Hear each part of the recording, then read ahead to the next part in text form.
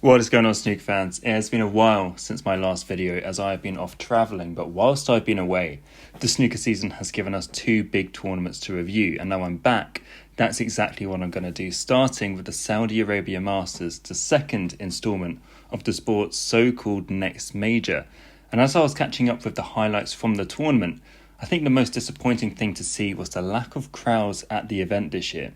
Going back last year, the tournament had awful crowds to begin with, but by the end of the tournament, the venue, to its credit, was full. But in this new location this year, that didn't happen, and there was a frustrating amount of empty seats around for the final, which is far from the look the organisers would have wanted when trying to market this event as one of the biggest on the snooker calendar. And even worse, the final involved the sport's biggest name in Ronnie O'Sullivan. So even if that can't attract fans, then I'd suggest it would be best not to hold the tournament at that venue again in the future. But now going into the action itself, and it was Australia's Neil Robertson who was the last man standing to pick up his 26th ranking title and a handy £500,000 for his efforts as well. And the final looked to be a bit of a classic against O'Sullivan, which I'm gutted to have missed, with Neil seeing a commanding 7-2 lead evaporate to trail 9-8, only then to produce a century and an 80 break to come back and seal the title. And this result has pretty much set up Robbo for the rest of the season. He has now risen to third in the rankings, having been down at 27 just around about a year ago.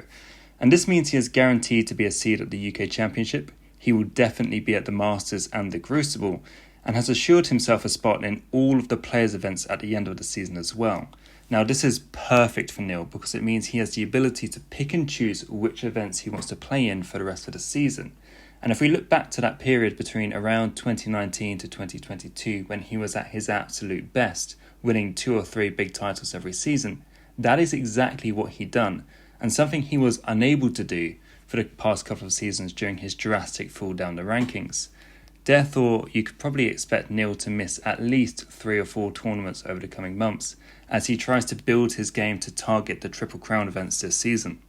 Elsewhere in the tournament, fans of Ronnie O'Sullivan will, I'm sure, be buoyed by seeing their man return to form, not only reaching the final, but he also managed to make 2 1-4-7 breaks in his semi-final against Chris Waitlin, a match where he also made a 1-4-1 break as well. He also came from 5-3 down to beat Kyren Wilson in the quarterfinal, so even though he couldn't quite get over the line in the final, he has plenty of positives to take moving forwards this season to try and put behind him that disastrous season last time around.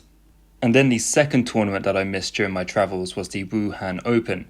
Now, if we go back 12 months, Xiao Guodong won his first ranking title at this very event and proved that it wasn't just a flash in the pan, as he went on to be one of the season's most consistent performers.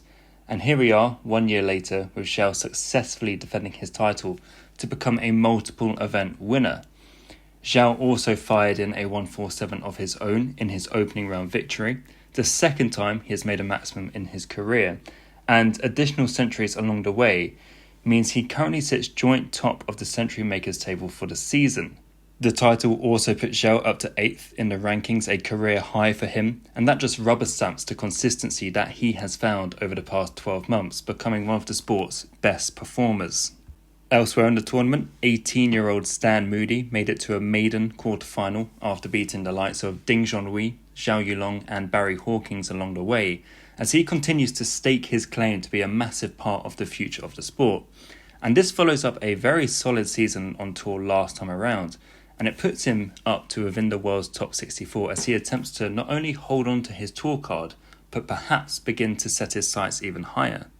And we also had a return to form from Gary Wilson. The 3-time ranking event winner had fallen off the radar somewhat last season, but a run to the final was a very welcomed rediscovery of his ability for a man who I still think is one of the most underrated players on tour. He scored 4 very notable victories in a row against Shaun Murphy, Judd Trump, John Higgins and Mark Allen during the tournament, before narrowly losing out in a decider in the final.